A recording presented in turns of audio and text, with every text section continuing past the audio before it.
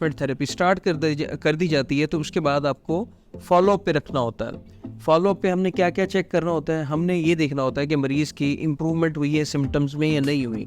इसके अलावा मरीज़ के कुछ टेस्ट कराए जाते हैं, जैसे पीएसए एक टेस्ट है जो कि प्रोस्टेट स्पेसिफिक एंटीजन जिसको हम कहते हैं, जो प्रोस्टेट के साइज़ के बढ़ जाने में भी होता है, प्रोस्टेट कैंसर के अंदर भी होता है, तो इसको हमने लाज़मी देखना होता है। हर 3 से 6 महीने के बाद फिर ईयरली पीएसए कराया जाता है।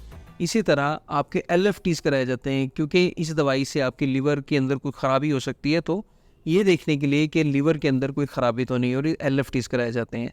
आपके खून के अंदर गाढ़ेपन या आपके खून के अंदर जो इसकी आरबीसीज़ या सुर्खुलियों की मिकदार है, वो ज़्यादा हो सकती है, उसको देखने के लिए फुल ब्लड काउंट या सीबीसी कराई जाती है।